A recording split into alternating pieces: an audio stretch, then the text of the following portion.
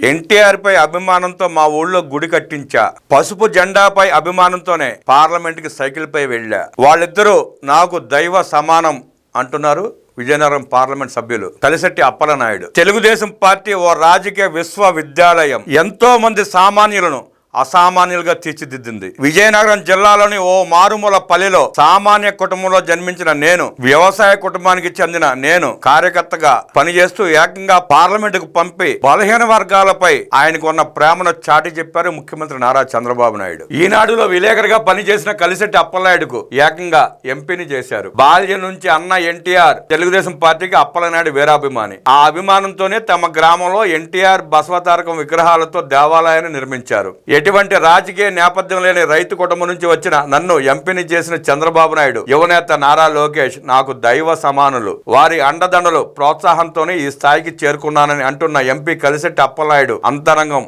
ఆయన మాటల్లోనే. మాది విజయనగరం పార్లమెంటరీ పరిధిలోని రణస్థలం మండలం విఎన్పురం గ్రామం. నాన్నగారి పేరు కలిశెట్టి బోడినాయుడు, అమ్మ సూరప్పమ్మ.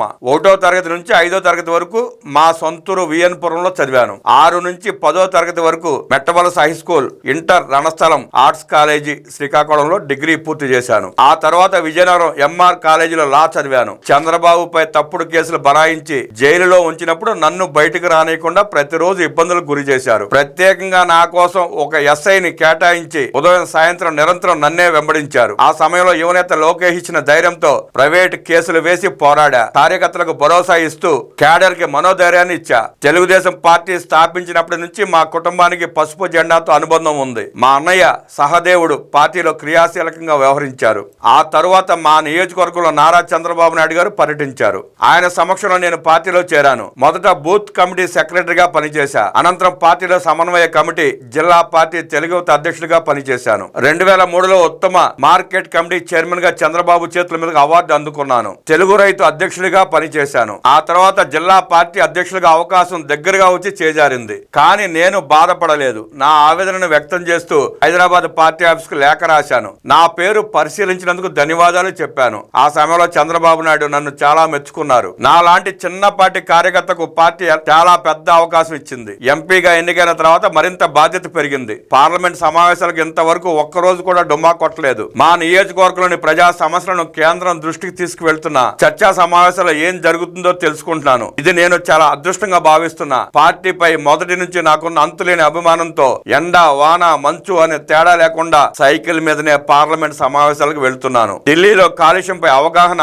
పార్టీ సింబల్ దృష్టిలో పెట్టుకుని అలా వెళ్తున్నాను. ఇటీవల పార్టీ కేంద్ర కార్యాలయంలో కార్యకర్తల శిక్షణా శిబిరానికి హాజరయ్యాను. ఆఫీసులో కార్యకర్తల బాగోగులు తెలుసుకుంటూ వారితోనే నిద్రించాను. సమాజమే దేవాలయం, ప్రజలే దేవుళ్ళు అనే నినాదం నాకు స్ఫూర్తి. పార్టీ కార్యాలయం మాకు దేవాలయంతో సమానం. ప్రతిపక్షంలో ఉండగా కేంద్ర కార్యాలయంపై వైసీపీ ముష్కరులు దాడి చేసినప్పుడు తీవ్రంగా కలత చెంది 2 రోజులు భోజనం మానేశాను. తాజాగా భోగాపురం ఎయిర్పోర్ట్ లో విజయవంతంగా ట్రయల్ రన్ చేసిన తొలి విమానంలో ప్రయాణించడం నా జీవితంలో మరువలేని అనుభూతి. భోగాపురం విమానాశ్రయ అభివృద్ధి పనులకు గతంలో చంద్రబాబు గారి హయాంలోనే పునాది రాయి పడింది. భూ సమీకరణ నుంచి ఎన్జిటి అనుమతి వరకు అన్ని అప్పుడే జరిగాయి. ఆ తర్వాత జగన్ వచ్చి పనులు నిలుపుదల చేశాడు. ఎయిర్ పోర్ట్ కోసం కేటాయించిన భూమిని తగ్గించాడు. కూటమి ప్రభుత్వం అధికారంలోకి వచ్చాక వేగంగా పనులు కొనసాగాయి. నిర్ణీత గడువుకు ముందే విజయవంతంగా తొలి విమానాన్ని ల్యాండ్ చేశాం. ఈ విమానాశ్రయ రాకతో ఉత్తరాంధ్ర రూపురేఖలు మారిపోతాయి. భోగాపురం ప్రపంచ పటంలో నిలుస్తుంది. ఎయిర్ పోర్ట్ పనులు ఊపందుకున్నాక మా ప్రాంతంలో భూముల ధరలు అమాంతం పెరిగాయి. స్టార్ హోటల్స్ పెట్టుబడులు పెట్టడానికి ముందుకు వస్తున్నాయి. కూటమి ప్రభుత్వంలో ఉత్తరాంధ్ర అభివృద్ధికి పెద్దపీట వేస్తున్నారు.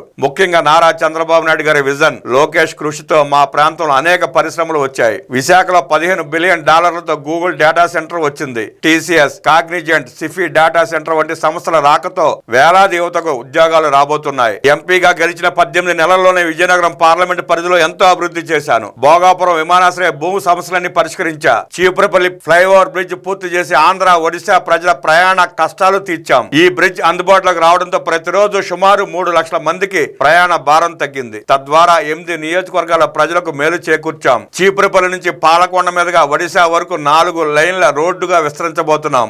న్యూ రైల్వే లైన్ కోసం పార్లమెంట్ లో ప్రస్తావించాం. చీపురుపల్లి నుంచి పాలకొండ మీదుగా సీతంపేట గిరిజన ప్రాంతం మీదుగా ఒడిశా వరకు కొత్త లైన్ ప్రతిపాదించాం. డిపిఆర్ కూడా సిద్ధం అవుతోంది. సుమారు 100 కోట్ల రూపాయలతో ఉత్తరాంధ్ర అనేక రైల్వే స్టేషన్లను ఆధునీకరించాం. మత్స్యకారుల సంక్షేమానికి కూటమి ప్రభుత్వం అనేక కార్యక్రమాలు చేస్తోంది. సుమారు 1,29,178 మంది మత్స్యకార కుటుంబాలకు 259 కోట్ల రూపాయలు విడుదల చేశాం. అలానే వలలు, జట్టీలు, డీజిల్ రాయితీ ఇస్తున్నాం. బంగ్లాదేశ్ లో చిక్కుకున్న మత్స్యకారులను వెనక్కి రప్పిస్తున్నాం. నిఖిల చారిటబుల్ ట్రస్ట్ పేరు మీదుగా నా సొంత నిధులతో అనేక కార్యక్రమాలు చేస్తున్నా. 3 ఆడపిల్లలు పుట్టిన తల్లులకు 50,000 రూపాయలు ఇస్తున్నాను. 2 ఆడపిల్లలు, 1 మగబిడ్డ పుడితే ఆవు దూడ ఇస్తున్నాను. పార్టీ నాకు ఇచ్చిన అవకాశాన్ని పూర్తిగా ప్రజాసేవకి అంకితం చేస్తున్నాను అన్నారు విజయనగరం ఎంపీ కలిశెట్టి అప్పలనాయుడు.